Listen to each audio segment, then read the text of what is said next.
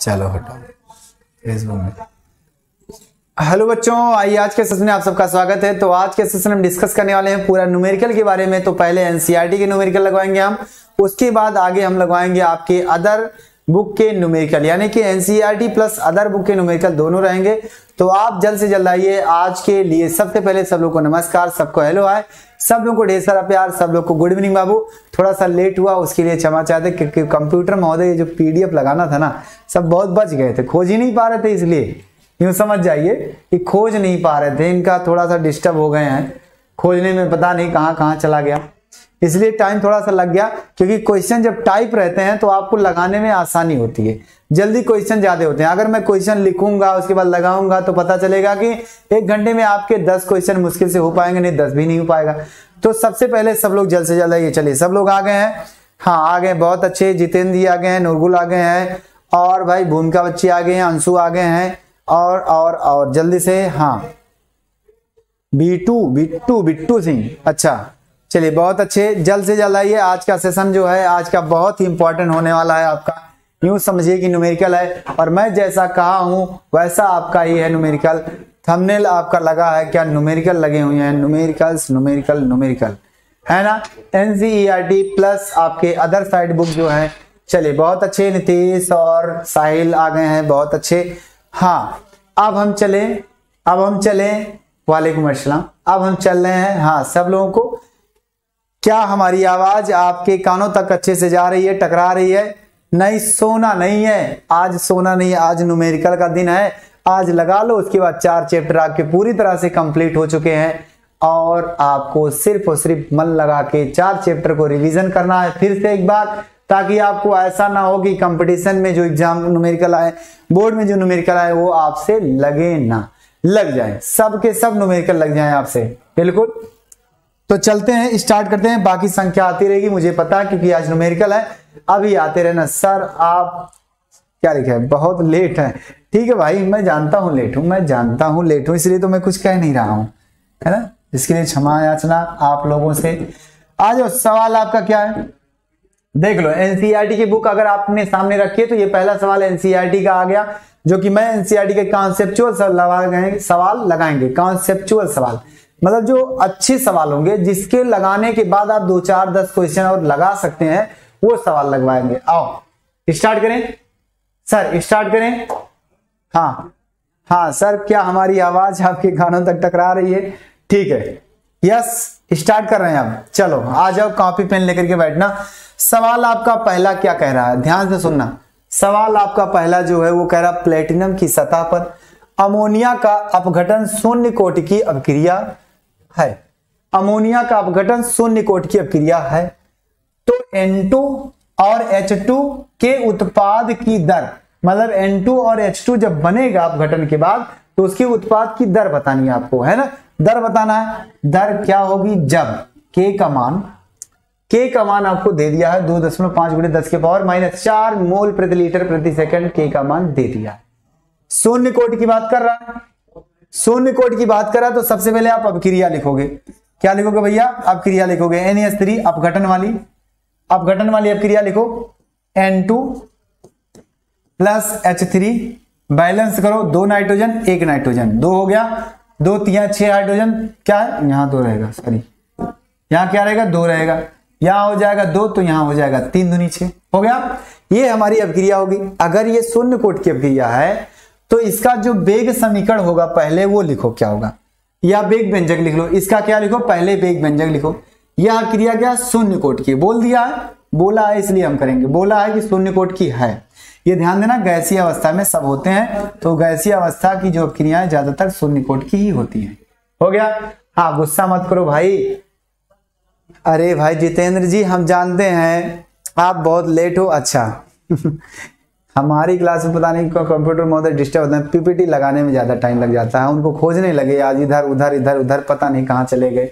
उसके बाद बताया गया कि लैपटॉप में कंप्यूटर में निकाल के लेके आओ, वहां से निकाल के लाए, ये हुआ। तो अब मैं सवाल लगाऊंगा, आ जाओ भाई, पुरानी बातें भूल जाओ, क्योंकि पुरानी बातें भूल करके एक नई जिंदगी की शुरुआत की जाती है, ये हमेशा कहा जाता है। इसलिए आओ जिंदगी की शुरुआत करते हैं सवालों के साथ। आओ जिंदगी की शुरुआत करते हैं सवालों के साथ, पुरानी बातें भूल के। तो ये हमने लिखा समीकरण। इस समीकरण का वेग व्यंजक है ना शून्य कोटि का, मैं ध्यान से सवाल पूर्वक सुनना, मैंने मन से सुनना, शून्य कोटि की अभिक्रिया के लिए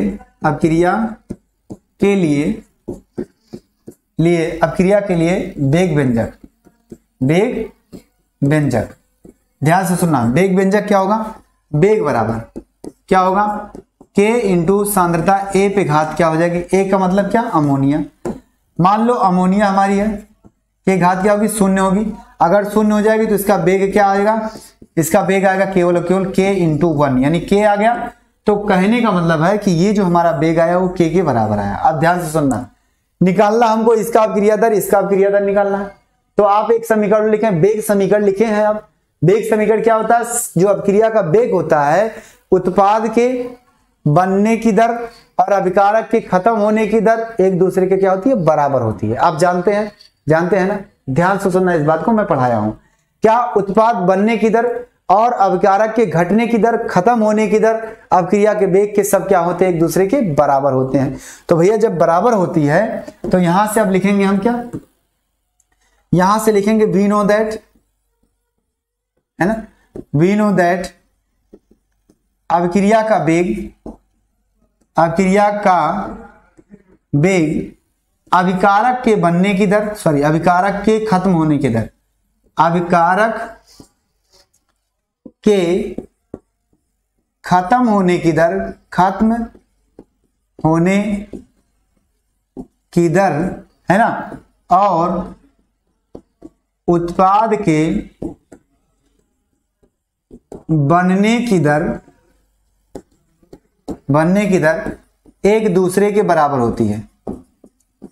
एक दूसरे के बराबर होती है, यानी बराबर होती है भैया। यानी उत्पाद बनने के, सर स्क्रीन क्लियर नहीं आ रहा है, क्या बात है? प्लीज इसे ठीक करो। क्या है? क्वालिटी बढ़ाओ जरा अपने आप को, अपने मोबाइल की क्वालिटी बढ़ाओ, उसके बाद बताओ। अगर क्लियर आ रहा है तो अच्छी बात है, नहीं आ रहा तो बताओ जल्दी से। मेरे हिसाब से क्लियर आना चाहिए, जल्दी बताओ। हाँ इसे पढ़ते हैं। आंसर के होगा क्या? अच्छा आंसर के होगा, देखते हैं किसी का के होगा किसी का नहीं होगा, उस बात को समझते हैं। ध्यान से सुनना, क्या कहा कि भैया अपक्रिया दर क्या होती है? बराबर होती है। तो इस समीकरण के लिए अपक्रिया दर लिखो, वेग बराबर क्या लिखोगे? वेग बराबर, ये हमारा है अभिकारक घटेगा तो क्या आएगा? माइनस में 1 बटे क्या आएगा? इसका नंबर जो होता है उसके बटे में लगता है, ये बताया था मैंने इसका कोफिशिएंट। सांद्रता परिवर्तन अमोनिया की होल बाय समय अंतराल बराबर, ये हमारा उत्पाद है। हाँ सर उत्पाद है, तो हम बोलेंगे क्या? सांद्रता परिवर्तन नाइट्रोजन की बटे समय अंतराल। इसके आगे प्लस लगाएंगे, क्यों? क्योंकि ये हमारा उत्पाद है और इसके आगे कुछ नहीं, तो 1/1 मतलब 1 ही आएगा। बराबर क्या लगा देंगे? 1/3, क्योंकि इसके आगे 3 है, बटे 3। सांद्रता परिवर्तन हाइड्रोजन का बटे समय अंतराल। हो गया?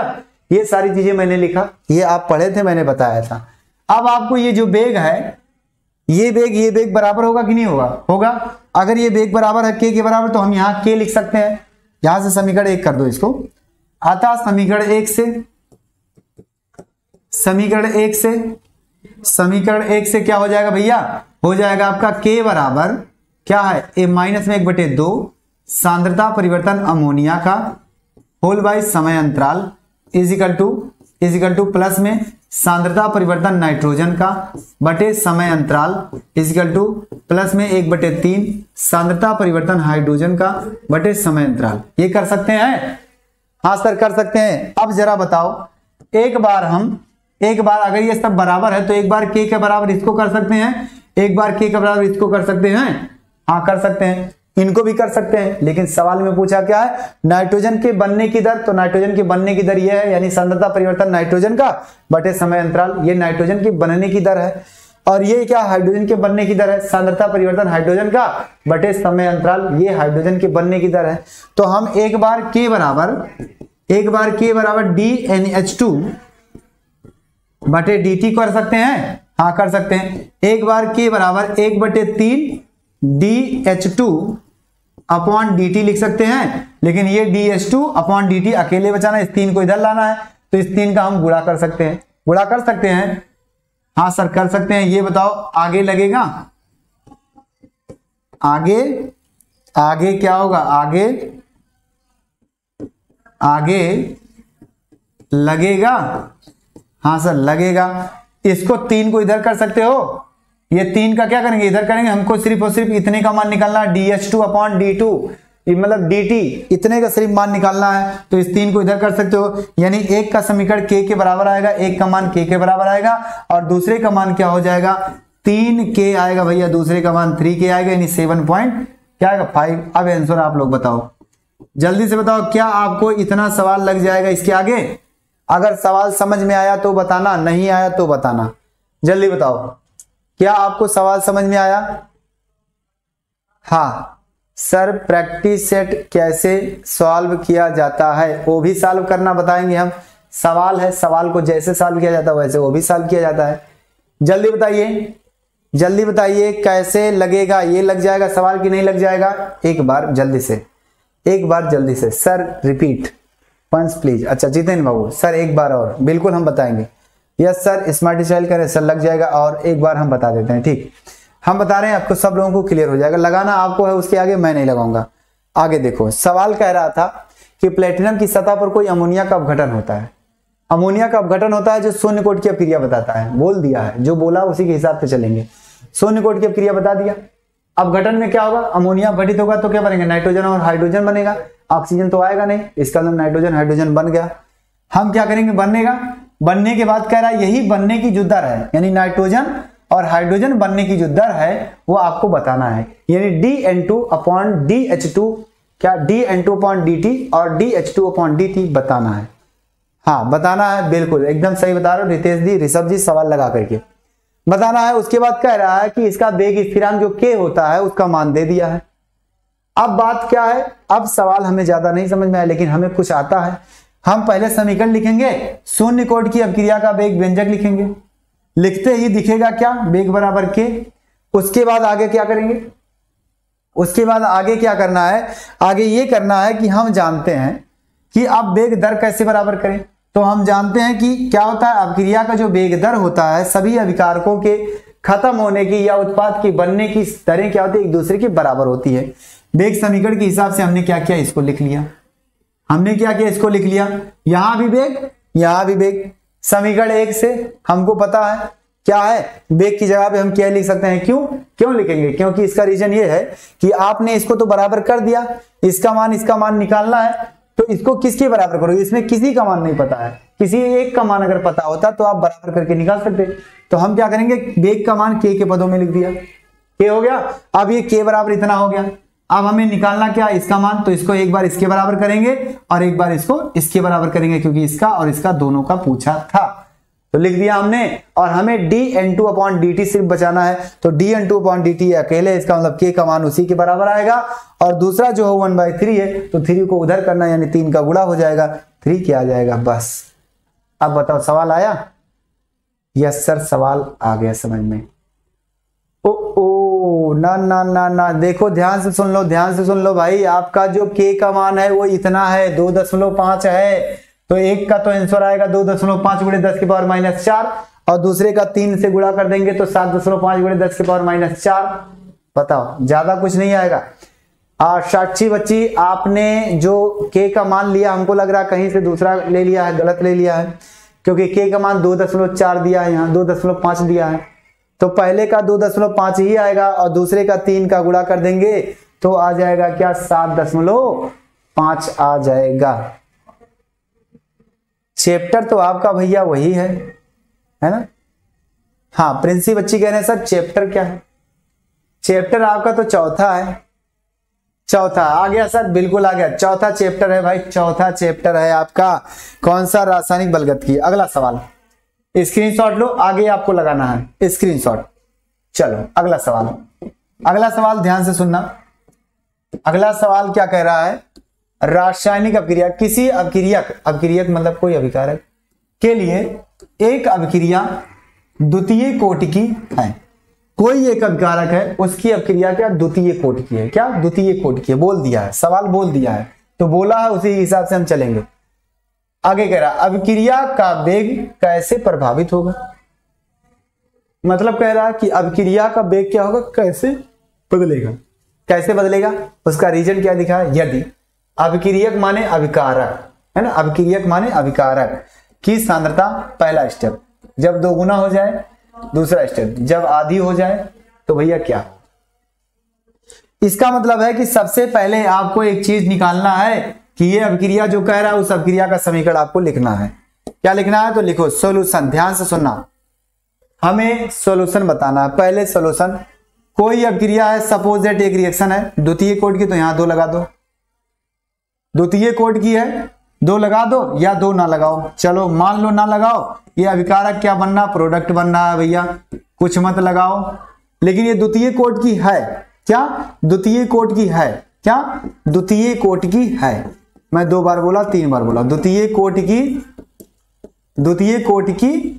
है। अगर द्वितीय कोट की है तो इसका जो वेग व्यंजक होगा वो क्या होगा, है ना, द्वितीय कोट के लिए, द्वितीय कोट के लिए वेग व्यंजक, ध्यान से सुनना, वेग व्यंजक, क्या कहा मैंने, वेग व्यंजक क्या होगा। आप जानते हैं कि सर वेग बराबर क्या होता है, k इंटू सांद्रता a पे घाते क्या होती है, तो होती है ना वेग व्यंजक के हिसाब से। ध्यान से सुनना, वेग व्यंजक। अब इस वेग को आप मान लो क्या प्रथम कोट, क्या प्रथम नहीं, वेग को मान लो v1 बराबर क्या हो जाएगा, k इंटू सांद्रता a पे घाते 2। आप इसको मान लो और मान करके इसको मान लो समीकरण नंबर 1, यानी पहले हमने उस समीकरण के हिसाब से उसका वेग निकाला। वेग निकालने के बाद अब हम देखेंगे कि ये वेग कब कब बदलेगा, कैसे कैसे प्रभावित होगा। कंडीशन दिया है, पहला कंडीशन दुगना कर देने पर, यानी यही सांद्रता जब दुगनी कर दी जाए, दूसरा कंडीशन जब यही सांद्रता आधी कर दी जाए। आ जाओ, इतना करके रखना, इतने के बाद आगे पहला सवाल यहां से बनता है, क्या, जब सांद्रता दोगुनी हो जाए, जब सांद्रता दोगुनी हो जाए, अगर दोगुनी हो जाएगा तो मान लो a डैश बराबर क्या हो गया भैया, आपका a डैश बराबर क्या हो गया, ओ भाई 2a हो गया, 2a हो गया। अब जब a डैश बराबर 2a हो गया तो आपका क्या हो जाएगा, तब वेग बराबर क्या होगा, k इंटू सांद्रता a पे घाते क्या, a डैश पे घाते 2। मतलब कि जब सांद्रता दुगना करेंगे तो उस सांद्रता की कोटि क्या होगी, 2 घात लिखेंगे ना, द्वितीय कोटि का तो द्वितीय कोटि ही लिखेंगे। मतलब जो वेग व्यंजक होगा आपका वो इसी रूप का होगा, बस सांद्रता बदलेगा। तो सांद्रता मान लो a डैश हमने ले लिया और a डैश का मान क्या है, 2a है, तो यहां से वेग क्या होगा, ये मान लो b डैश है, वेग क्या हो जाएगा, k इंटू 2a पे घाते 2 हो गया। अभी स्क्वायर जब टूटेगा तो क्या आएगा, 4 बाहर कर दो इंटू k कर दो इंटू a पे घाते 2 कर दो, हो गया। अब जरा 1 मिनट के लिए देखना, 1 मिनट के लिए देखना, इतनी वैल्यू क्या है, समीकरण 1 से क्या होगा, ध्यान से देखना, b1 क्या इसके बराबर, इसका मतलब ये जहां होगा वहां b1 होगा। यानी हमको क्या पता चला कि b डैश जो आपका है वो 4b1 है। यानी क्या बोला हमने, जब सांद्रता दोगुनी करेंगे तो अभिक्रिया का वेग क्या होगा, 4 गुना हो जाएगा। क्या होगा, 4 गुना हो जाएगा। ध्यान से सुना कि नहीं सुना आपने, हाँ सर सुना हमने, नहीं सुना तो फिर से सुनो। क्या कहा, जब सांद्रता दोगुनी करेंगे हम, जब सांद्रता दोगुनी करेंगे तो उसकी के मेथड से लगाते लगाते क्या पता चला, जो अभिक्रिया का वेग है वो 4 गुना हो गया, प्रारंभिक वेग का 4 गुना, प्रारंभिक वेग का 4 गुना। समझ में आया, बता जल्दी से, बिल्कुल बहुत अच्छे, 4 गुना सर। आगे देखते हैं दूसरा कंडीशन क्या होगा, दूसरा कंडीशन है, दूसरा कंडीशन क्या कह रहा है कि जब, क्या बोला मैंने, जब सांद्रता भैया क्या आधी हो जाए, क्या आधी हो जाए, क्या कहा हमने, आधी हो जाए। अब कहोगे सर जी आधा काहे करें, करो, जब कहा तो करेंगे ना, हमको काहे की दिक्कत है भाई, हमको तो करना है भाई। सवाल लगाने से मतलब है, जो कह रहा है वो करेंगे। अगर उसके मन से नहीं चलेंगे तो वो कहेगा भैया हम तुमको आंसर नहीं देंगे, हम तुमको रिजल्ट नहीं देंगे, बोल देगा ना, उसकी मर्जी। खुश रहो बाबू, जल्दी बब्बी, जल्दी से मम्मी का दुलारा आ गए, बहुत अच्छे। आकाश कुमार, खुश रहो बाबू। क्या हुआ, सांद्रता दुगनी कर आधी कर दी, यानी ए अब की बार जो सांद्रता होगा ए डबल डैश वाला क्या होगा, पहले सांद्रता का आधा हो गया, हमेशा पहली सांद्रता का आधा होगा। इसके लिए क्या होगा, तब वेग बराबर क्या हो जाएगा भैया, के इंटू ए डबल डैश जो आपका है उसकी सांद्रता की घात 2, द्वितीय कोट के लिए है, इसलिए यहां से ये जो वेग होगा v डबल डैश मान लो इसको, k इंटू सांद्रता a जो है उसको a के पदों में रख दो, a/2 का होल स्क्वायर। इसको हमने जब सवाल को सॉल्व किया तो 1/4 आगे आ गया, इंटू k इंटू सांद्रता a पे घाते 2। ये क्या है, प्रारंभिक सांद्रता है, हाँ सर प्रारंभिक सांद्रता है। यहां से क्या पता चला कि b1/4, यानी कि जब हमने सांद्रता को आधा किया तो उसका जो वेग था वो उसका चौथाई हिस्सा हो गया, मतलब चौथाई हिस्सा बच गया, अर्थात वेग प्रभावित हुआ। बताओ जल्दी से। हाँ आप ऐसे बोल सकते हो, 1/4 गुना भी बोल सकते हो। आ गया समझ में, आ गया समझ में सर, आ गया। 1/2a करने पर 1/4 गुना हो जाएगा। बिल्कुल ऋषभ जी आपने सही कहा। सवाल समझ में आया कि नहीं आया, NCERT का सवाल है, उठा के देख लो जल्दी से। समझ में आया, हाँ सर आ गया सर, समझ में आ गया सर, बिल्कुल बिल्कुल। हाँ आ जाओ, बहुत इंपॉर्टेंट टॉपिक है, आज बात नहीं करना, थ्योरेटिकल के दिन बात करो लेकिन आज के दिन मत बात करो। सर जी आप मुझे भूल गए ना भाभी। आकाश बाबू आपको हम तो भूले नहीं है, किसी को नहीं भूलते हैं यार। हाँ हाँ चलिए बहुत अच्छे, किसी को नहीं भूलते हम, क्योंकि हमारी भूलनी फितरत नहीं है। हम दुश्मन को भी याद रखते हैं तो दोस्त को काहे भूल जाएंगे भाई। हाँ चलिए आगे, चलिए। हाँ एक क्वेश्चन पीछे है, कैसे पूछें। चलिए सर मुझे एक क्वेश्चन पूछना है, कब पूछें, ठीक है। क्या है अंजना, ठीक है बच्ची पूछ लेना, सवाल पूछना है क्या दिक्कत है, सवाल तो बताने के लिए हम है ही हैं। लग गया सवाल, आगे चलो। अगला सवाल देखो क्या कह रहा है, ये कह रहा है कि हम आपको मूर्ख बनाएंगे, तो हम सब कहते हैं कि हम मूर्ख नहीं बनेंगे। सवाल कह रहा है प्रथम कोटि की अभिक्रिया के निम्नलिखित आंकड़े प्राप्त हुए।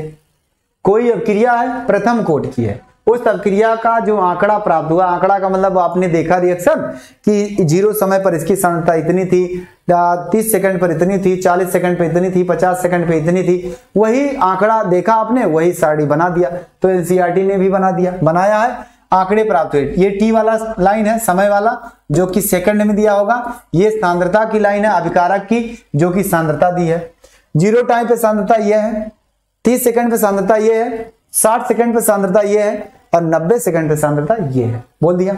आगे क्या कह रहा है, ए भाई 30 से 60 सेकंड के समय अंतराल से, यानी 30 से 60 सेकंड के समय अंतराल में होगा, में क्या निकालना है, औसत वेग की गणना कीजिए। यानी 30 और 60 सेकंड के बीच में जो वेग आएगा वो बताओ।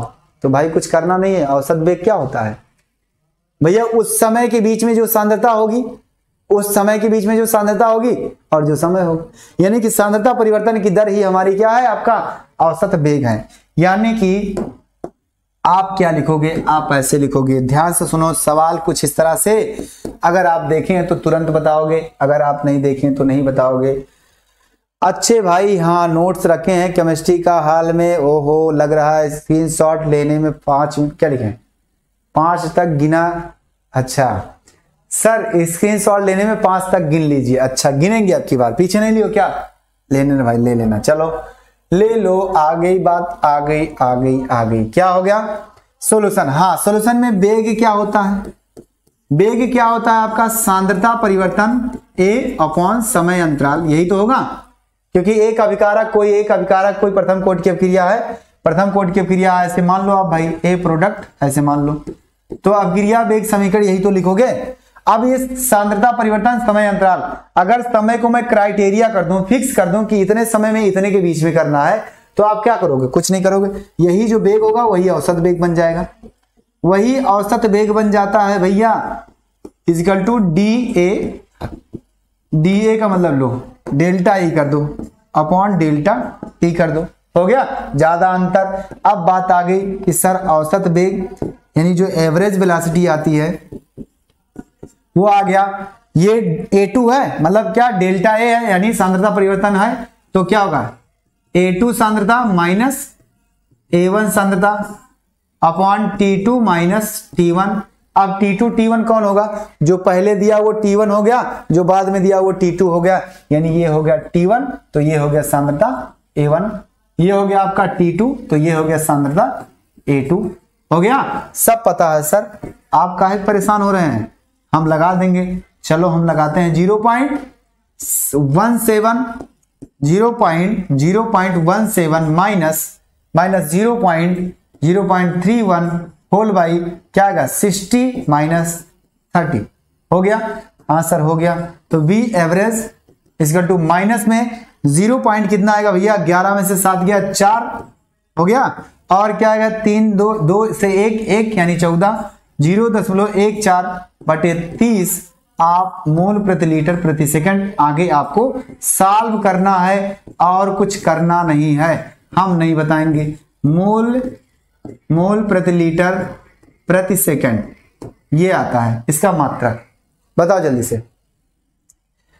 से बताओ, जल्दी से आ गया समझ में। सर किसी ने सवाल को सॉल्व करके बता दिया, ऋषभ बाबू ने कहा सर एवरेज वेलोसिटी 0.0046 आएगा, बहुत सही, आपने एकदम सही कहा, लिख लो, जिसका भी आया उनका सही है, स्क्रीनशॉट लो जल्दी से। सवाल बताओ पहले समझ में आया कि नहीं आया, एनसीईआरटी का सवाल ये कह रहा था, जल्दी बताओ आपको समझ में आया कि नहीं आया।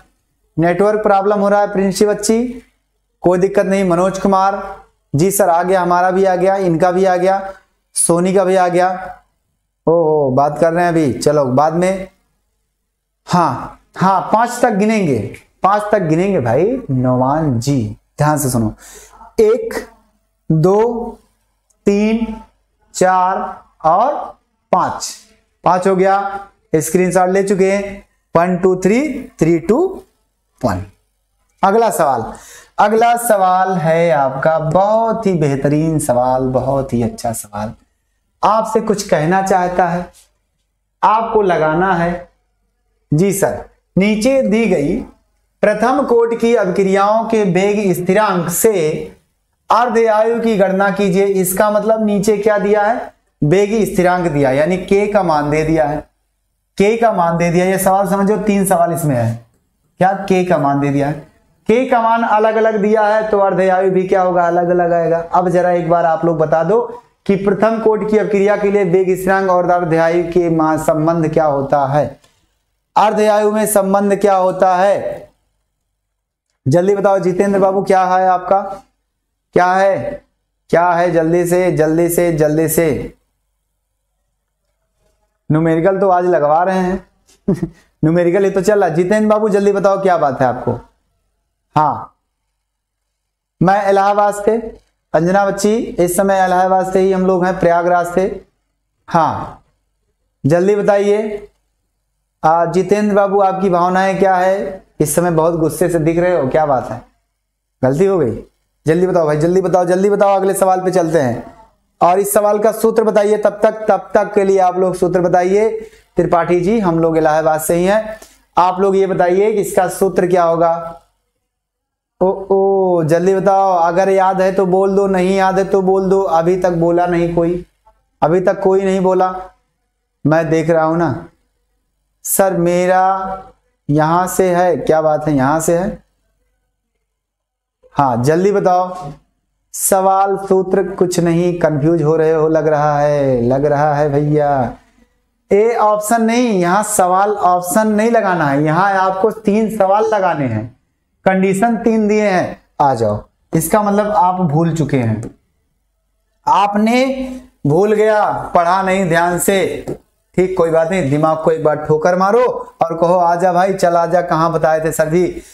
प्रथम कोटि की अभिक्रिया के लिए अर्ध आयु का संबंध है ना, प्रथम कोटि की अभिक्रिया के लिए ऐसे लिखो, हम जानते हैं जब लिखोगे आप जानते हैं तो आपके दिमाग में आएगा। वी नो दैट, इसीलिए हम बार बार लिखते रहते हैं। वी नो दैट प्रथम कोटि की अभिक्रिया के लिए, है ना, प्रथम कोटि की अभिक्रिया के लिए यहां से लिख लो भाई। चलो अगर आप ये भी भूल गए तो ये भी लिख लो। प्रथम कोटि की अभिक्रिया, क्या बोला, अभिक्रिया के लिए है ना, के लिए टी हाफ बराबर 0.693 अपॉन क्या होता है, के होता है कि नहीं होता है, के होता है कि नहीं होता है, हाँ सर होता है। अब बताओ टी हाफ निकालना है, के का मान सबका दिया है। 3 सवाल है, 3 सवाल को लगाना है एक एक करके। 3 सवाल है, पहले सवाल में टी हाफ बराबर हो जाएगा 0.693 अपॉन के का मतलब 200, ये आएगा सेकंड में। दूसरे सवाल के लिए टी हाफ बराबर हो जाएगा 0.693 अपॉन के क्या है 2 मिनट है, ये आएगा मिनट में, ऊपर चला जाएगा मिनट, 2 मिनट में आएगा और आपका 2 मिनट में आएगा। तीसरा सवाल आपका ये है, तीसरा सवाल आपका कह रहा है कि टी हाफ बराबर इक्वल टू क्या होगा 0.693 अपॉन 4 साल, यानी ये आएगा ईयर में आएगा। बताओ सवाल आपके लगेंगे कि नहीं लगेंगे, जल्दी बताओ, सवाल आपसे लगेंगे कि नहीं, चलिए चलिए जल्दी बताओ, जल्दी बताओ, क्या आपसे ये सवाल अब लग जाएंगे। हाँ, क्या हाल था सवाल, अच्छा क्या हलवा सवाल था सर, बिल्कुल सब हलवा है भाई, हलवा समझना है, हलवा समझ के खा जाओ, हाँ खा जाओ, छोड़ो मत। हाँ हाँ चलिए जल्दी बताइए। अच्छा भागवत कल 10 बजे नाइट में है जितेंद्र बाबू, चिंता नहीं करना है, हम ईद की छुट्टी में जा रहे हैं कल परसों ईद है ना, आपको पता है, तो परसों ईद है तो उसकी छुट्टी में जा रहे हैं, चिंता मत करो, बाकी क्लासें आपकी रहेंगी। हाँ, इतना आसान सवाल नहीं लगेगा क्या जीना है बेकार, बिल्कुल आपने सही कहा। आकाश जी ने कहा सर इतना आसान सवाल अगर नहीं लगा तो जीना बेकार है, चुल्लू भर पानी में डूब करके मर जाए, नहीं, लेकिन हम नहीं कहेंगे मरने के लिए, हम कहेंगे लगाओ, एक बार नहीं आएगा दोबारा आएगा। हो सकता है दिमाग में कुछ टेंशन चल रहा हो, क्योंकि टेंशन बहुत होता है दुनिया में, टेंशन किसको कम है, सबको ज्यादा है। हो गया, आ गया समझ में, चलें आगे, अगला सवाल बताएं। सर आ जाएगा, बहुत अच्छे। किसी ने, मनोज कुमार बाबू ने कहा सर तीनों सवाल मैं लगा के बता रहा हूं, आप लिख लो आंसर, इनका आंसर बता दिया इन्होंने, आगे आंसर बता दिया, वो आंसर आपको लगाना है, मैं केवल संबोधित कर देता हूं। इसके लिए जो टी हाफ आएगा वो आपका sign of question mark second में आएगा, इसके लिए जो टी हाफ आएगा वो साइन ऑफ क्वेश्चन मार्क क्या आएगा, ये मिनट में आएगा। अगर आपसे एनसीईआरटी बुक में अगर सबका आंसर सेकंड में दे रहा तो सेकंड बना लेना, क्योंकि आपको पता है 1 मिनट में कितना सेकंड, 60 सेकंड होता है। साल में कितना होता है, 365 गुणे 24 गुणे 60 गुणे 60, आप जानते हैं ना, 365 दिन होता है, एक दिन में 24 घंटे होते हैं, 24 घंटे में 60 मिनट होता है, मतलब 1 घंटे में 60 मिनट होता है, और 60 मिनट में 60 सेकंड होते हैं। आप खट से कर देना, जो आएगा वो आंसर आएगा। यहां से भी टी हाफ आएगा, कुछ ना कुछ तो आएगा ना, कुछ ना कुछ तो आएगा। ये क्या आएगा, ईयर में, अगर ईयर में आंसर दे रहा है, यानी साल में अगर आंसर दे रहा है और मिनट में दे रहा है तो सबका सही है, कुछ नहीं करना है, अगर नहीं आ रहा तो करना नहीं। सर मेरा आया यहां आगे वैकेशन में, क्या बात है, हाँ बिल्कुल सही है। चलें आगे, चलो आगे चलते हैं, अगला सवाल, अगला सवाल। अच्छा स्क्रीनशॉट लेने के लिए, स्क्रीनशॉट 1 2 3 4 5, चलो हो गया।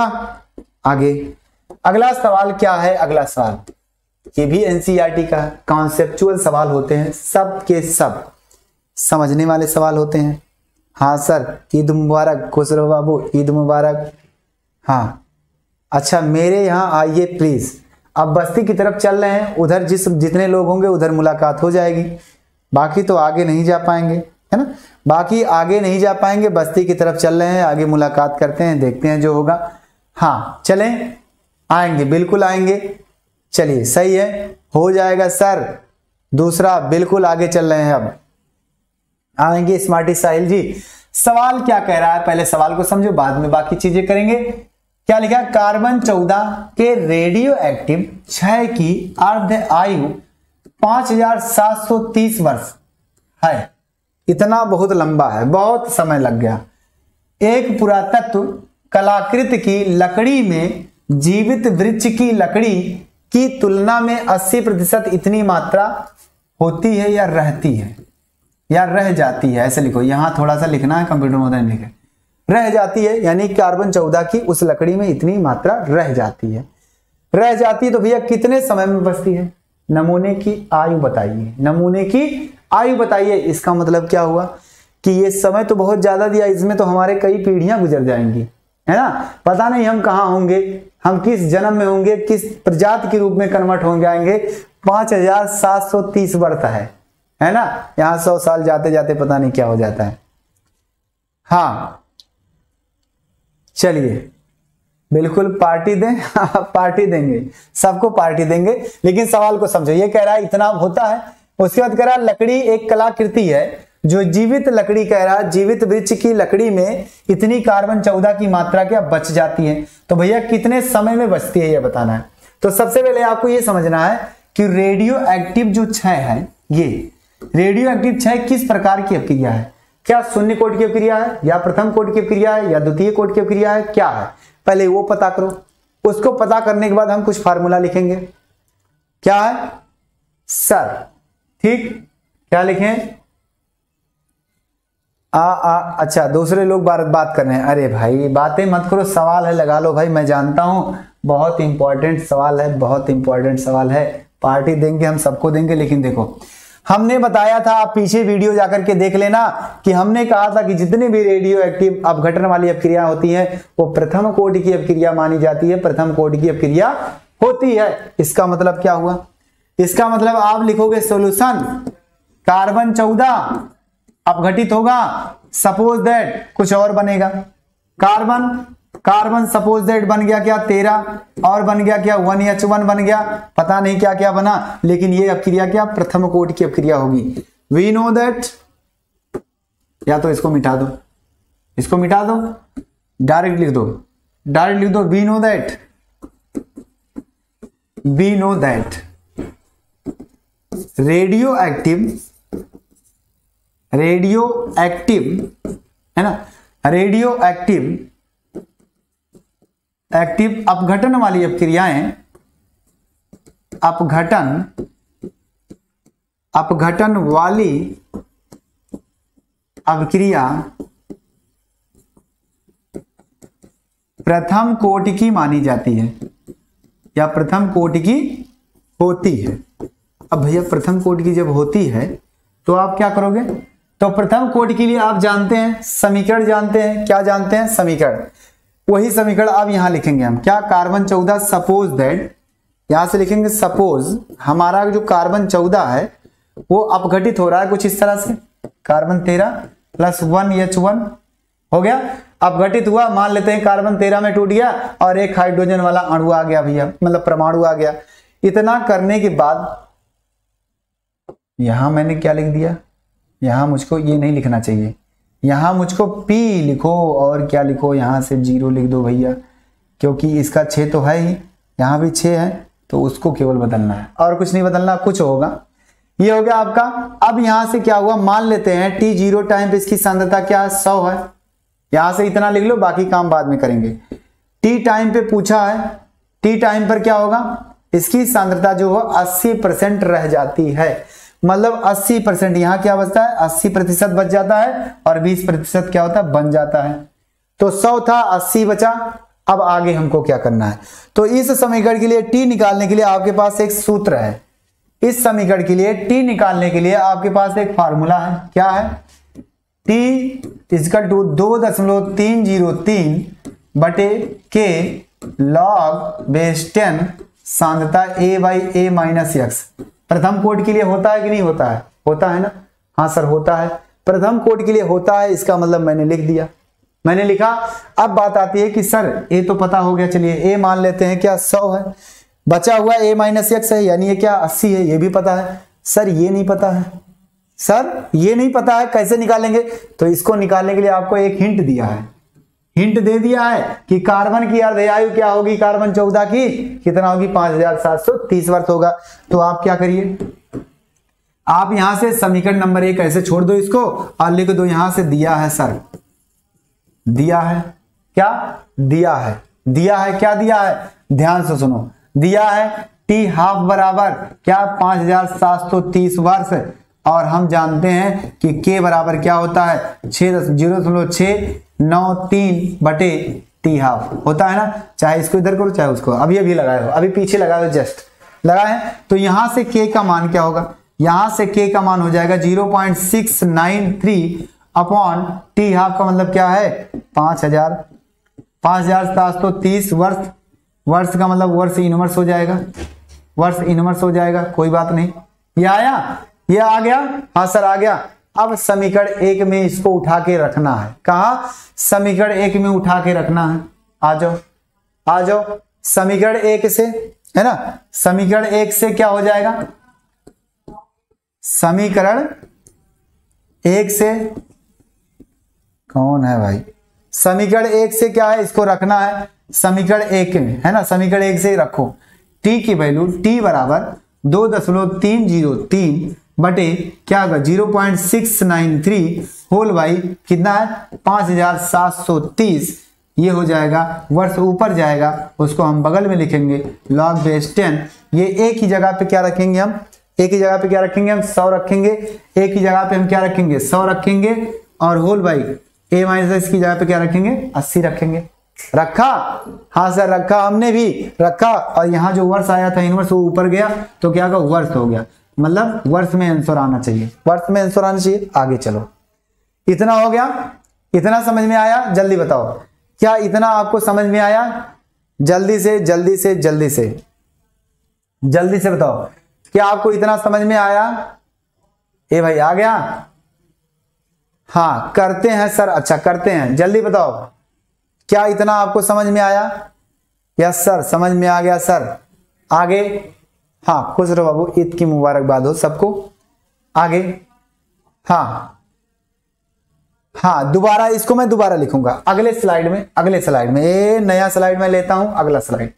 अगला स्लाइड मैंने क्या कहा कि जो टी है 2.303 होल बाई के का मान 0.693 अपॉन 5730 लॉग बेस 10, ए की जगह पे क्या रखेंगे 100 whole by a minus x की जगह पे क्या रखेंगे 80, हो गया। यहां वर्ष इनवर्स था, ऊपर जाएगा तो क्या हो जाएगा वर्ष हो जाएगा, प्लस घात वर्ष में आएगा। अब इसको लगाना है, अब इसको लगाना है, अब इसको लगाना है, तो 0 काटो, 4 से काटो मतलब 2 से काटो, 2 पचे 10, 2 चौके 8 हो गया। यहां से आ गया टी इक्वल टू 2.303, ये पलट के ऊपर जाएगा 5730 होल बाई 0.693 है ना, 0 होगा।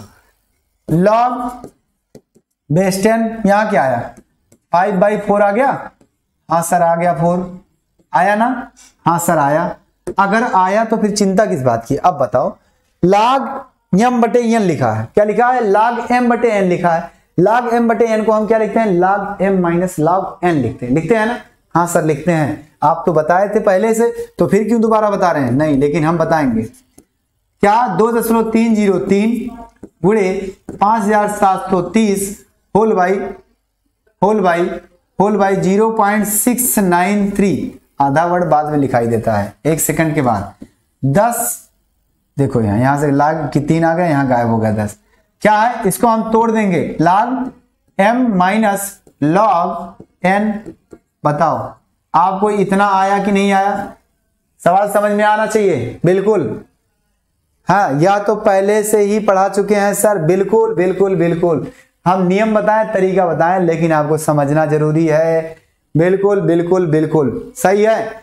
हाँ चलिए जल्दी से आ जाओ आ जाओ, क्या बताया हमने, क्या बताया हमने, इतना हो गया। अब हमें इसको तोड़ना, इसका मान रखना है।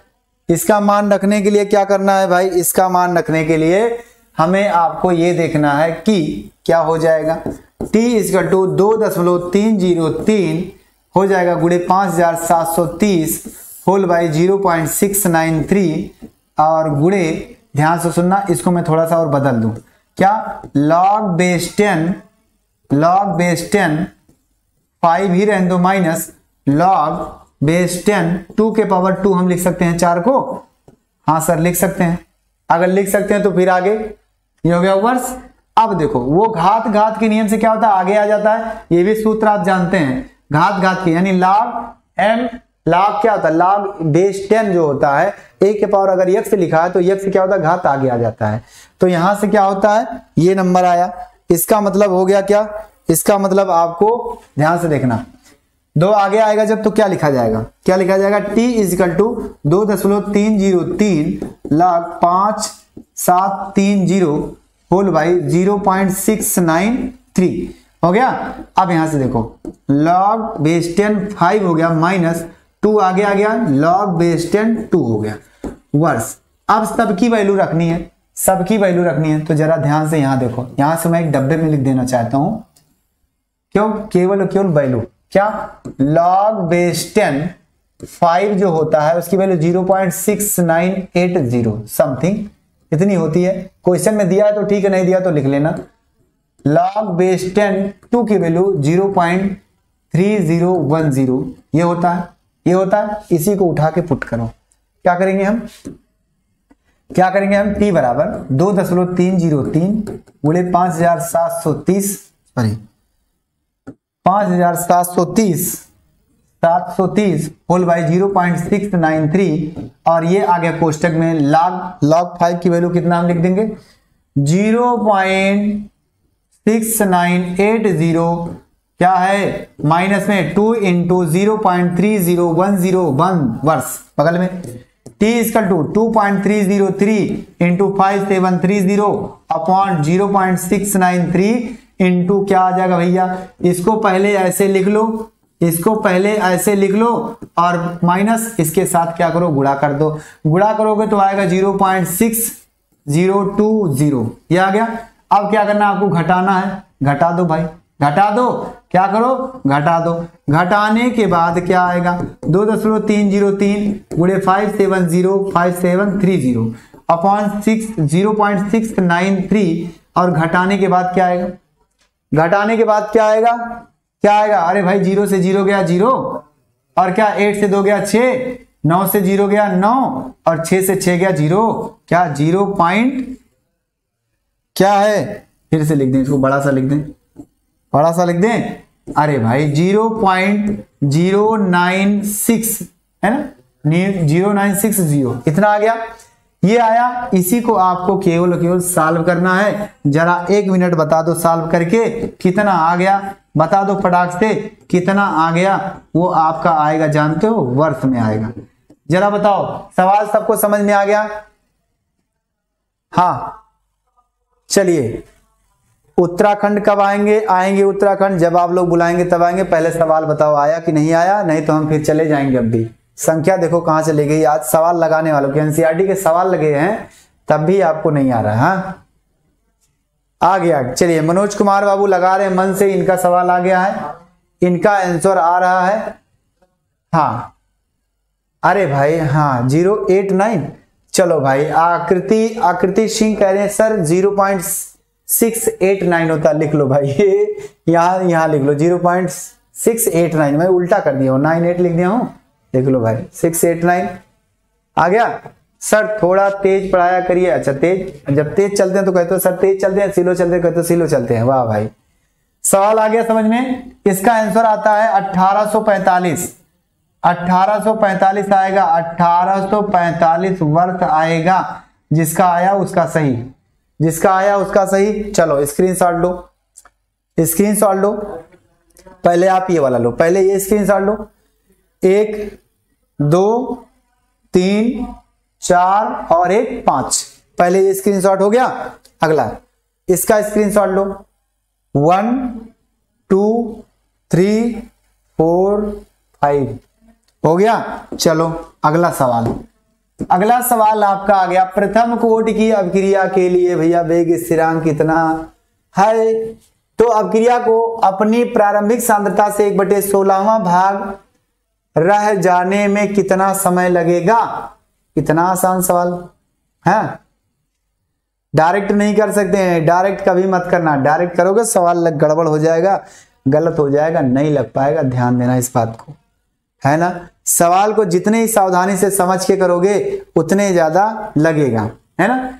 चलिए रंजना बच्ची लग जाएगा सर, हो जाएगा। आगे चलते हैं, आगे चलते हैं, आगे चलते हैं। सवाल है, ये सवाल मैं बताऊंगा, लगाना है आपको। देखो वेग स्थिरांक दे दिया है, के बराबर दिया है 60 सेकेंड, दे दिया 60 सेकेंड इनवर्स दे दिया।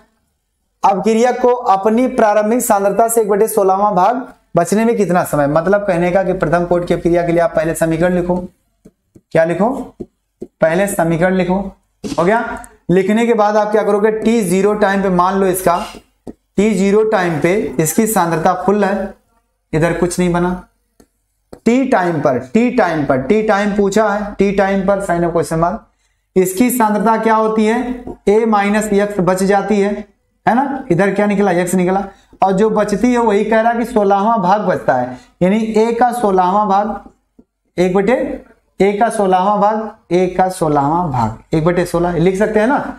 हाँ सर लिख सकते हैं, 1/16वां भाग बचता। अच्छा आपको यही सवाल पूछ लेता कितना बनता है, तो क्या करोगे, यही x निकालना है, इससे घटा दो इसको, x आ जाएगा, यानी 1/16वां भाग बच जाता है। तो यानी a माइनस एक्स की वैल्यू क्या है, a गुणे 1/16 हो गया। आपसे t पूछा है, तो t के लिए सवाल सूत्र क्या है, अभी अभी आपने रखा, प्रथम कोटि की क्रिया के लिए समाकलित वेग समीकरण जो है वो है 303 बटे के log base 10 a by a minus x. हो गया? इतना आ गया सर। अब सबकी वैल्यू पता है, अच्छा k की वैल्यू नहीं पता है, पता है भाई, पता है, सब कुछ तो पता है यार, चिंता किस बात की। t इजिकल टू 2.303 है ना, बटे k की वैल्यू 60 log सर बेस 10 क्या हो जाएगा, a बाई a इंटू 1/60 हो गया। ये a कैंसिल, क्या a कैंसिल भैया, कैंसिल तो कैंसिल, t इजिकल टू 2.303 बटे 60 आ गया log बेस 10, 16 ऊपर पलट के गया, लिख दिए, ये आ गया। जरा देखना, ये सेकंड इसका था इनवर्स, सेकंड ऊपर गया, ये t आ गया, ये 2.303 बटे 60, ये log16 को क्या लिख सकते हैं, log16 को क्या लिख सकते हैं, 2 के पावर 4। हाँ सर 2 के पावर 4 लिख सकते हैं, क्यों, क्योंकि 2 के पावर 4 लिखेंगे तो 16 होगा। अब ये घात घात बन गया, और जब घात घात बन गया तो घात आगे आ गया नियम से, क्या आ गया, t बराबर 2.303 होल बाई 6.0 मतलब 60 हो गया, और 4 आगे आ गया गुणे 4, और log बेस 10 2 बच गया। log 2 की वैल्यू हमको पता है, log 2 की वैल्यू हमको पता है, तो पता है तो फिर रुके क्यों हो, पता है तो फिर रुके क्यों हो। t इक्वल टू 2.303 और एक चीज और 4, 15 चौक के 60 कट गया, यानी यहां आ गया 15, और log 2 की वैल्यू क्या है, 0.3010 होता है तो कर दो। अब जो आएगा वो क्या हो जाएगा, आपका आंसर हो जाएगा। क्या आपको आया, क्या आपको समझ में आ गया, जल्दी बताओ, क्या आपको समझ में आया। हाँ चलिए जल्दी से, क्या आपको समझ में आया, जल्दी बताओ, क्या आपको समझ में आया, जल्दी से हाँ जल्दी से बातें करने में बच जाते हो जितने जल्दी। Sir my net has no more, मेरे पास अधिक नेट नहीं है, क्या बात है, चिंता मत करो, आप स्क्रीनशॉट ले लो फटाफट, खाली आ गया समझ में, यस सर क्लियर है सर, समझ में आ गया सर, यस सर आ गया। चलिए हाँ आ गया, आगे क्या बात है भाई, शीतल बच्ची सर ऊपरा से जा रहा है, अरे ऐसी बात नहीं, ऊपरा से नहीं जाएगा, हम बता रहे हैं ना आपको, दिमाग में घुसेगा, आएगा सर, मेरा भी तो एक दोस्त ऐसा है, चलो बाद में बात करेंगे। क्या सवाल जो कहा था उसे ध्यान से सुनो।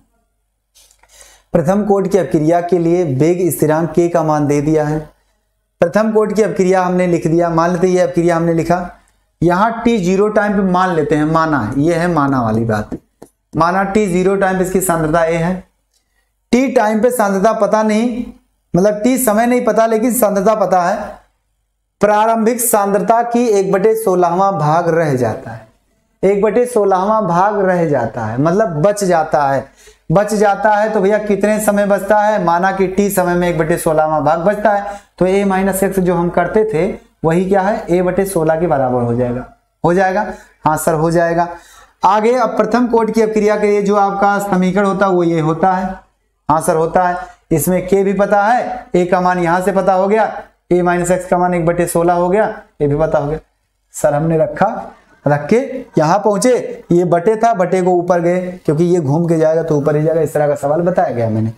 तो क्या 16 ऊपर आ गया। अब इस 16 की वैल्यू तो हमें नहीं पता लाख के, लेकिन लाख 16 को हम क्या लिख सकते हैं 2 के पावर 4, 2 के पावर 4 हम लिखेंगे, 4 आएगा घात के नियम से आगे और लाख 2 बचेगा। जैसे लाख 2 बचा वैसे लाख 2 की वैल्यू हमें पता है 0.3010 होती है, अभी पिछले सवाल में आएगा। हो गया, आया भी था, है ना, आया था। तो ये हो गया, इसको जैसे हमने रखा वैसे सॉल्व किया, हमारा आंसर आ गया। चलिए, बहुत बच्चों का आ रहा है आंसर, बिल्कुल आ रहा है। चलिए आगे चलें, सबका एक्यूरेट आंसर आ रहा है, बहुत अच्छे। 0.045 0.045 सबका आ रहा है, बहुत अच्छे भाई, मान गए। आपका ऐसे लगाना चाहिए। आगे आओ, स्क्रीनशॉट 1 2 3 और 3 2 1 आ गया समझ में। अब बताओ, ऊपर से नहीं जा रहा है ना? हाँ सर नहीं जा रहा, हो जाएगा सर, आ गया सर, बिल्कुल आ गया सर। आगे चले, चलो आगे चलते हैं। अगला सवाल कुछ इस तरह से कहना चाहता है, दर्शाइए कि प्रथम कोटि की अपक्रिया में 99% अपक्रिया पूर्ण होने में लगा समय 90% अपक्रिया पूर्ण होने में लगने वाले समय से दुगना होता है। दो अपक्रिया होगी, ध्यान से सुनना। सवाल कुछ ऐसा कह रहा है कि ऐसा बताइए कि जो 90% पूर्ण होता है तो इसका समय कुछ और है, और जब 99% पूर्ण होता है तो उसका समय कुछ और हो जाता है। दोनों में संबंध दुगने का होना चाहिए, दुगने का होना चाहिए। लेकिन किसके किसके, जरा देखना इस बात को समझने की कोशिश करना। इसका ये कह रहा है 99% अपक्रिया पूर्ण होने में लगा समय इसके पूर्ण होने में लगने वाले समय से दुगना होता है। इसके पूर्ण होने से लगने वाले समय से दुगना होता है। ध्यान से सुनना, इसके पूर्ण होने वाले लगने वाले समय से दुगना होता है भैया। यानी इसका समय अगर t1 है तो उसका समय क्या हो जाएगा, अगर उसका t है तो इसका क्या हो, 2t होगा। ध्यान सुनना, उसका अगर t है तो इसका 2t हो जाएगा, मतलब इसके समय का दोगुना होगा उसका समय।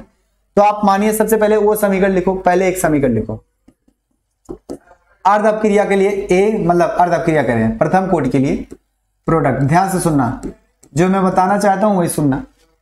t0 टाइम पे इसकी सांद्रता क्या है, 100 है, यानी a बराबर क्या हो गया, a बराबर कितना हो गया। और t1 टाइम पे इसको मान लो t1, किसको मान लो t1, इसको मान लो t, इसको मानो t1 है ना, इसको मानो t1। t1 टाइम पर a माइनस एक्स जो होता है वो क्या बच रहा है, 90% पूर्ण होता है, मतलब 90 बन रहा है इधर, तो बच रहा कितना 10, 900 माइनस 90 बचेगा कितना 10 आ गया। इसके लिए आपका t बराबर क्या होगा, इसके लिए t1 बराबर 2.303। अभी आपने समीकरण को लिखा, अभी आपने क्या किया, समीकरण को लिखा है। तो आप क्या करोगे, t1 बराबर 2.303 होल बाई के log base 10 a minus x होता है, a की जगह पे क्या हो जाएगा 100 whole by a minus x की जगह पे क्या हो जाएगा 10 आ गया सर। हाँ सर आ गया 10 आ गया सर, आ गया 10। आगे चलते हैं, इसको डिवाइड कर सकते हो, हाँ सर कर सकते हैं, जितना ही छोटा हो जाए उतना ही कर दो। 0.0 कह रहे हैं 2.303 अपॉन के लॉग बेस 10 हो गया। इसकी वैल्यू क्या होती है, 1 होती है, आधार घात समान सब 1 हो गया। इसका मतलब आ गया, यहां से क्या आया, t1 जो आया आपका वो क्या आया 2.303 होल बाई के आ गया, ये आ गया k। क्यों, क्योंकि लॉग बेस 10 जो होता है वो उसकी वैल्यू होती है 1 है। ये आ गया, इसको ऐसे रहने दो, समीकरण नंबर 1। दूसरे के लिए भी आप समीकरण लिखो, दूसरे के लिए आप क्या लिखोगे, समीकरण लिखोगे। दूसरा case second, a change to product ही बनेगा, t0 टाइम पे इसकी सांद्रता a बराबर क्या है 100 है, हो गया।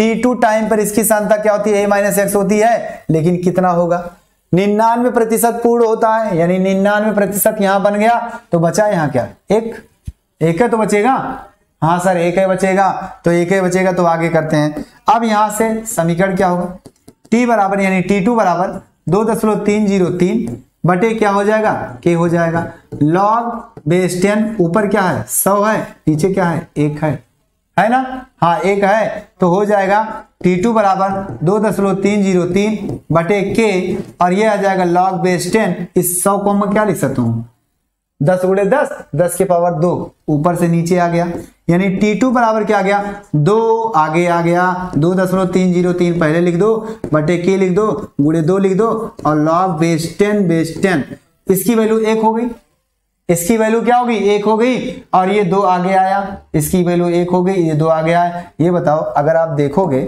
तो आपको क्या लगेगा, आपको लग रहा है कि जो T2 हमारा है वो क्या है 2.303 क्या है के इंटू 2 के है।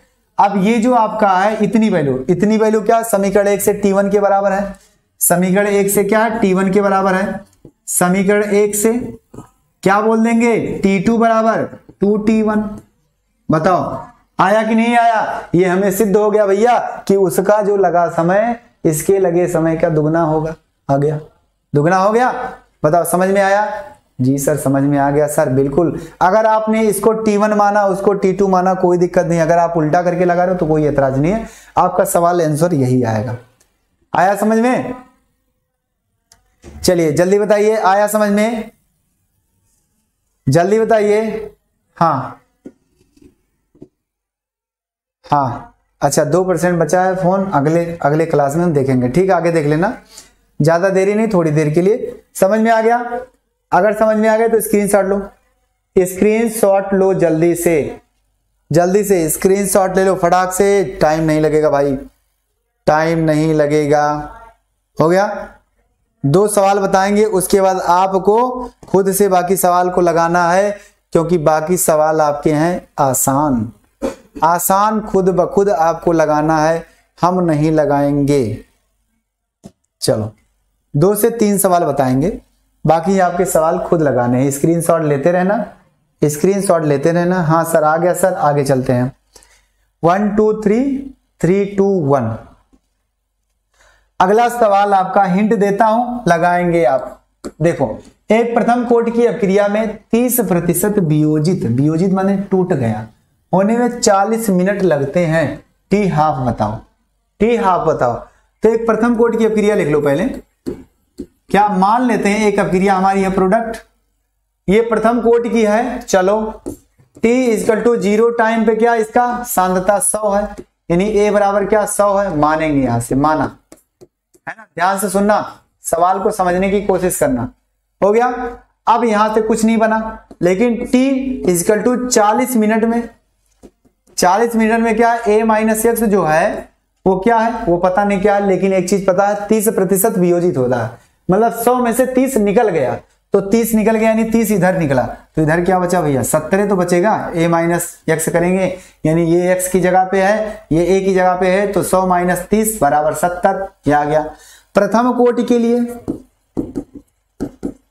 कोटि के लिए ध्यान से सुनना सवाल को, प्रथम कोटि के लिए T बराबर क्या होता है 2.303 बटे के लॉग बेस 10 A/A - x होता है ना, हाँ सर होता है, सब कुछ पता है, सबसे पहले के निकालो। क्योंकि हम जानते हैं जो T हाफ होता है वो 0.693 अपॉन के होता है, तो जब तक के नहीं पता चलेगा तब तक T नहीं पता चलेगा, तो यहां से T दिया है, के निकालना है, यानी के को अकेले छोड़ो, इसका 2.303 बटे T का मतलब 40 मिनट। एक काम करो ऐसे ना लगाओ, यहां T लिखो और यहां log A/A - x लिख सकते हैं, हाँ सर लिख सकते हैं। इसमें सबकी वैल्यू पता है, T का मान 40 है, A का मान 100 है, आ जाओ यहां से k का मान निकालने के लिए 2.303 बटे T का मतलब 40 मिनट लॉग बेस 10 100 बटे 70 हो गया, और ये आ जाएगा मिनट ऊपर जाएगा। ये जैसे ही आएगा k का मान वैसे आप क्या करोगे इसमें रख दोगे, लेकिन एक चीज बताना हम अनिवार्य समझते हैं, क्योंकि इसमें जब आएगा log ऐसे आएगा, log बेस 10 1.42 करके कुछ आएगा, इसकी वैल्यू होती है 0.14 समथिंग, ऐसे रख देना, रखने के बाद क्या करना, सवाल को सॉल्व कर लेना। यानी टी हाफ बराबर हो जाएगा 0.693 अपॉन के की वैल्यू जो आप यहां से निकालोगे वही पुट कर देना, आपका पूरा का पूरा आ जाएगा आंसर। बताओ सवाल लगेगा कि नहीं लगेगा? हाँ चलिए, क्या बात है गुरुजी, आपको ये क्या बुलाइए, पढ़ने में मन नहीं लग रहा है, आप कह रहे हैं तो एक गधे क्या बुला रहे हो आप देखिए, जल्दी से बताइए सवाल समझ में आया? जल्दी से बताइए, क्या आपको ये सवाल समझ में आ गया?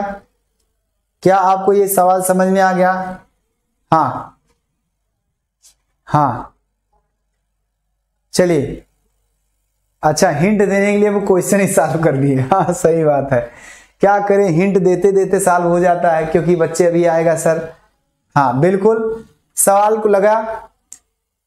हाँ गुरुजी, मेरी mobile 6 GB RAM 128 GB internal memory और 60 क्या है 6000 mAh का बैटरी एवं बार चार्ज है। ओहो हाँ अच्छा, घंटे पढ़ाइए 2200 घंटे आप चलते रहेंगे, ठीक है अच्छी बात है। सवाल नोट करो, स्क्रीनशॉट लो, 1 2 3 4 5। आगे अगला सवाल आपका है, ये भी आपका इंपॉर्टेंट सवाल है इसलिए हम बताना जरूरी समझते हैं। बाकी सवाल आप खुद लगाओगे, स्क्रीनशॉट लेते रहना। बाकी सवाल आप खुद लगाओगे भाई, खुद लगाओगे आप। आइए ध्यान से सुनिए, ध्यान से सुनिए। हाइड्रोकार्बन का विघटन निम्नांकित समीकरण के अनुसार होता है। E की गणना कीजिए। किसकी? E की गणना कीजिए, मतलब एक्टिवेशन एनर्जी, जिसमें K का मान दे दिया है आपको। अब E हमें निकालना है, तो जरा 1 मिनट के लिए सोचना, ये क्या लिखा है, K बराबर इतना, E के पावर लिखा है KT, E के पावर लिखा है KT, K अपॉन T। अब आप समझ जाइए कि ये सवाल किसी का रूप है, किसी का रूप है। आप जानते हो आर्हेनियस समीकरण, क्या आप जानते हैं आर्हेनियस समीकरण? सवाल को लिखना ऐसे और लिखना आर्हेनियस समीकरण के अनुसार, आर्हेनियस समीकरण के अनुसार, आर्हेनियस समीकरण के अनुसार अगर देखा जाए तो क्या होगा? आर्हेनियस समीकरण के अनुसार K बराबर आप जानते हैं A इंटू E के पावर माइनस में EA अपॉन RT हो गया, EA अपॉन RT इतना हो गया, इतना हो गया है ना, इतना हुआ। चलिए देखते हैं क्या होता है। EA upon RT, EA upon RT हो गया, हाँ ठीक। अब देखो इसको क्या करेंगे हम, इसी की तरह है, से तुलना करने पर, है ना, से तुलना करने पर, तुलना करने पर। अब जरा बताना, जिसके पूछा उसी का टर्म तुलना कर दो, उसी के भाग को तुलना करो। इसी का मान EA यहां है, EA वाला टर्म यहां से तुलना कर दो, हो गया। तो क्या आ गया, माइनस में ए भाई, माइनस में आपका EA upon RT is equal to minus में 28,000 के अपॉन T हो गया।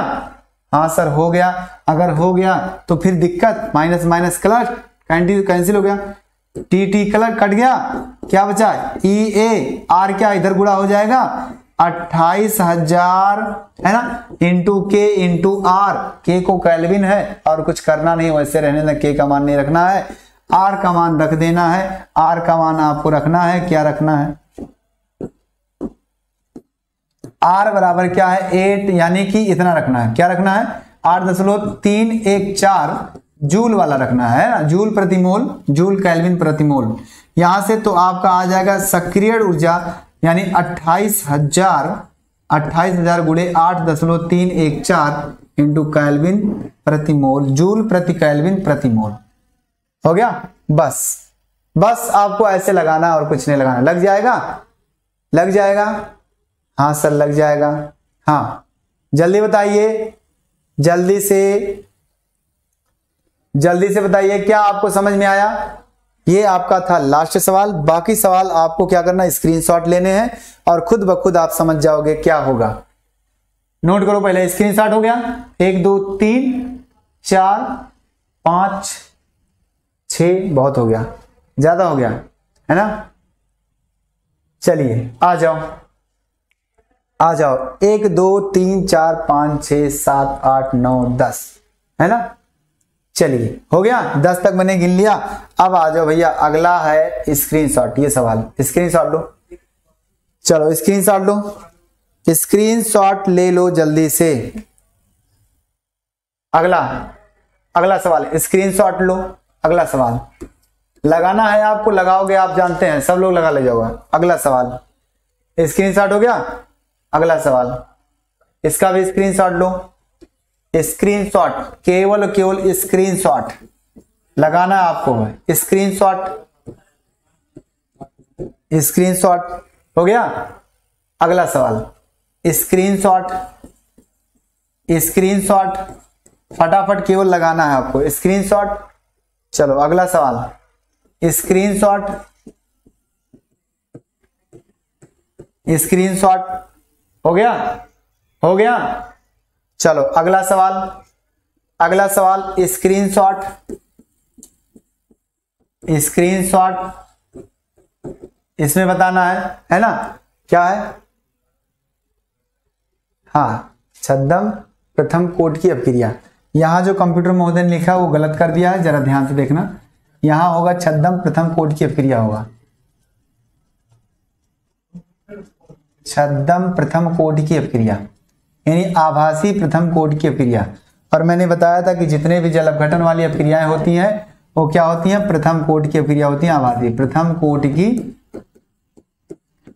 कोट की अपक्रिया। स्क्रीनशॉट लो, स्क्रीनशॉट लो जल्दी से, स्क्रीनशॉट लो। हो गया। चलो अगला स्क्रीनशॉट, केवल केवल क्या करना है स्क्रीनशॉट। ये भी सवाल एकदम आसान है, एनसीईआरटी के सवाल बता दिए या अदर बुक के। स्क्रीनशॉट। चलो अगला सवाल स्क्रीनशॉट हो गया। हाँ सर हो गया। अगला सवाल, अगला सवाल स्क्रीनशॉट, स्क्रीनशॉट जल्दी से। हो गया। हाँ सर हो गया। अगला सवाल, अच्छा इस सवाल को ध्यान से सुनना। इस सवाल को, इस सवाल में अगर अपक्रिया की कोट पूछेगा तो इसके लिए अपक्रिया का वेग व्यंजक नहीं लिखना है, आपका वेग व्यंजक दिया है, इस वेग व्यंजक के हिसाब से आपको बताना है क्या, वेग का कोटि मतलब अपक्रिया का कोटि, केवल इसके हिसाब से बताना है आपको, केवल और केवल इसके हिसाब से बताना है। तो इसकी घात जितनी होगी वही कोटि होती है ना, यही तो बताया था हमने। तो x प्लस वाई इसका क्या होगा, कोटि होगा। ये मत सोचना कि इसके लिए लिखें तो 2 1 3 कर दें 3 कोटि होगा, नहीं। जब आपको वेग व्यंजक नहीं दिया रहेगा तब आप करोगे इतना, मतलब लिखोगे। और अगर वेग व्यंजक दिया है तो आप जो दिया उसके हिसाब से जो घात लिखा है उस घात के हिसाब से आप कोटि बताओगे। Clear, clear. चलिए क्लियर हो गया। हाँ स्क्रीनशॉट लेते रहना भाई, जानते हैं कि आप लोग ज्यादा थक गए हो, मुझे पता है, इसलिए आपको सवाल देना जरूरी है, क्योंकि लगाओगे आप तो अच्छे से। मैं नहीं मिलूंगा, चले जाऊंगा ईद की छुट्टी में, तो आपको लगाना है सवाल को। चले चलो अगला स्क्रीनशॉट, स्क्रीनशॉट है ना, स्क्रीनशॉट। आगे आगे क्या होगा, आगे क्या होगा, अगला स्क्रीनशॉट, स्क्रीनशॉट। ध्यान से सुनना, सवाल आपको समझ में आ गया क्योंकि मैं समझा दिया हूं बहुत सारे सवाल। आप खुद ब खुद, क्योंकि कहा था मैंने कॉन्सेप्चुअल सवाल लगे हैं, आप उसको लगाना है। चलो हो गया, हो गया स्क्रीनशॉट। चलिए स्क्रीनशॉट। हाँ आगे चलते हैं। अगला सवाल, अगला सवाल ये है, ये भी क्या है, स्क्रीनशॉट। आप कहोगे सर जी ये तो एनसीईआरटी का सवाल है। हाँ बिल्कुल एनसीईआरटी का है। यहां से आपको क्या निकालना है, प्रथम कोटि की अपक्रिया की बात किया था, और ए का प्रति प्रथम कोटि और बी के प्रति शून्य कोटि है। तो इसके लिए पहले एक वेग व्यंजक लिख लेना। आप क्या, वेग बराबर हो जाएगा आपका k इंटू सांद्रता a पे घाते केवल 1 और सांद्रता b पे घाते केवल 0। तो ये हो जाएगा पूरा 1, कट गया, केवल बचेगा क्या, ये बचेगा, केवल और केवल इतना बचेगा। यानी यहां जब बता इतना तो इसी के हिसाब से आपको सबको भरना है। ध्यान देना, प्रथम कोटि की अपक्रिया के लिए k बराबर होता है, ये पहला स्टेप, ये दूसरा स्टेप, ये तीसरा, ये चौथा स्टेप। सभी स्टेप में k का मान बराबर होगा। तो सबसे पहले हम k निकालेंगे, क्यों, क्योंकि a की सांद्रता दी है और क्या है, अपक्रिया का वेग दिया है, वेग और a के संबंध से इस वाले समीकरण से k निकल जाएगा। हाँ सर के निकल जाएगा। जब के निकल जाएगा तो इसको भरने के लिए फिर समीकरण लिखेंगे। अगली बार वेग ये रहेगा, के का मान जो आया वो रहेगा, सांद्रता निकालना है इसी सूत्र में रख के। वेग का मान ये रहेगा, के का मान जो आया है इससे वो रहेगा, ए का मान निकालना है। निकलेगा कि नहीं निकलेगा? निकलेगा। ध्यान से सुनना, मैं फिर से बता रहा हूं। आप प्रथम कोटि की अपक्रिया लिखेंगे, वेग व्यंजक, इसके लिए एक घात, बी के लिए शून्य घात लिख दिए तो बी हो गया गायब, केवल बचा वेग बराबर के इंटू ए बचा, है ना। अब हम क्या करेंगे, सबसे पहले कंडीशन से अपक्रिया का वेग स्थिरांक निकालेंगे के। अपक्रिया का वेग पहले कंडीशन में इतना दिया है, सांद्रता इतना दिया है, ए का सिर्फ और सिर्फ ए का, बी का दिया कोई फर्क नहीं, बी का देने दो कोई फर्क नहीं, सिर्फ ए को लिखना है। क्या है, ए का निकालना है। अब ए का हमें क्या है, यहां से ए की सांद्रता रखेंगे, वेग का स्थिरांक निकल जाएगा, यानी वेग स्थिरांक निकलेगा। निकलने के बाद वेग स्थिरांक सब में बराबर रहेगा। अब ये अगर भरना है तो ये क्या है, सांद्रता ए है। सांद्रता ए भरने के लिए आप अपक्रिया का वेग व्यंजक फिर लिखोगे, यही वेग के इंटू ए लिखोगे। इस समय वेग क्या होगा, अब की बार ये होगा, के क्या होगा जो आपने निकाला है, ए निकालना है, निकलेगा कि नहीं निकलेगा? निकलेगा। दूसरे में वेग निकालना है, आपको ये पता है सांद्रता, यानी सांद्रता पता है और के का मान पहले से पता है, दोनों रखोगे नया वेग आएगा। हो गया। इसमें फिर भरना है इसकी तरह, लगेगा कि नहीं लगेगा बताओ? हाँ जल्दी बताइए, जल्दी बताइए, क्या आपसे अब ये सवाल लगेगा? लगेगा कि नहीं लगेगा? हाँ सर लग जाएगा सर, जल्दी से एक बार कमेंट कर दो क्योंकि बहुत तेज मुझे भूख लग गई है। हाँ जल्दी से, ठीक समझ में आ गया सर। स्क्रीनशॉट, स्क्रीनशॉट, अगला स्क्रीनशॉट, स्क्रीनशॉट, ध्यान से सुना, स्क्रीनशॉट। दाब की बात करा, दाब वाले संबंध में आपको सवाल क्या लगाना है, क्या पूछा है, वेग की गणना कीजिए, वेग निकालना है ना। हाँ वेग की गणना करना, तो वेग के लिए क्या प्रथम कोटि की अपक्रिया, कुछ नहीं भैया आप तो जानते हैं क्या लिखा है, अपघटन निम्न प्रकार आंकड़े, वेग की गणना कीजिए। अरे भाई वेग की गणना करने में क्या होगा आपका, DSO2Cl2, जैसे आपने औसत वेग निकाला था वैसे होगा, बस समय अंतराल 100, यानी यहां आएगा ये सांद्रता अंतर जो है, यानी दाब का अंतर जो होगा, यानी P होगा प्रेशर, दाब का अंतर होगा बस और कुछ नहीं, दाब का अंतर बटे समय अंतराल, इससे लगा लेना वेग आ जाएगा, आएगा। स्क्रीनशॉट, स्क्रीनशॉट, आगे लास्ट सवाल आपका, स्क्रीनशॉट, स्क्रीनशॉट, स्क्रीनशॉट, बहुत आसान, बहुत आसान। स्क्रीनशॉट, क्या आपको समझ में आया? स्क्रीनशॉट ले लो जल्दी से और एक बार कमेंट कर दो सिर्फ और सिर्फ सर एक क्वेश्चन नहीं लगेगा। जल्दी बताओ कौन सा क्वेश्चन नहीं लगेगा, जल्दी बताओ कौन सा क्वेश्चन नहीं लगेगा। और एक बात और सुन लो, काफी बच्चों के दिमाग में घूमता है कि सर अपक्रिया जब दिया रहेगा तो उस अपक्रिया का हमें कोटि कैसे निकालना। तो ध्यान से सुनना, अगर अपक्रिया आपकी दी हुई है ABC लिखा है और चेंज टू D बन रहा है, इसमें अगर सांद्रता इसकी ये क्या गैस है, ये क्या लिक्विड है, ये क्या है सॉलिड है, अगर इस तरह से है तो इसकी सांद्रता की घात क्या होगी। ध्यान से सुनना, वेग व्यंजक पहले लिखोगे, A पे घाते और B पे घाते और C पे घाते, तो सबकी घात कैसे लिखें, अगर ये गैस है तो इस समय इसकी सांद्रता की घात क्या होगी, 0 होगी, और अगर हमारे पास ये लिक्विड है तो इसकी सांद्रता कुछ होगी जो इसके आगे नंबर होगा, सॉलिड है तो इसके आगे जो नंबर होगा वो होगा कुछ होगा। लेकिन अगर सभी गैस है तो ध्यान देना नगण्य के बराबर परिवर्तन होता है, और ज्यादातर जो आपके सवाल होते हैं वो कैलकुलेशन बेस पे, मतलब गणना के द्वारा वो निकाल चुके हैं, है ना, मात्रात्मक रूप से गणनात्मक रूप से उसे निकाल के रखा जाता है। और अगर आपसे कहेगा निकालने के लिए तो आप क्या करेंगे, उसे गैस सॉलिड लिक्विड देखोगे, अगर आपके गैस है तो उसकी सांद्रता परिवर्तन ना के बराबर होती है, यानी अगर 2 लिखा है आगे तो 1 घात लगाएंगे, 1 लिखा है तो 0 लगाएंगे, इस बात से तो इस तरह से निकाल सकते हैं। तो जल्दी बताइए आपके सवाल अब आज के जो है वो भी लग गया, क्या आज के सवाल आपसे लग गए पूरे? जल्दी बताइए, जल्दी से बता दो भाई, रुक जाओ 2 मिनट रुक जाओ भैया। आ गया सवाल समझ में? आ गया सवाल समझ में आ गया?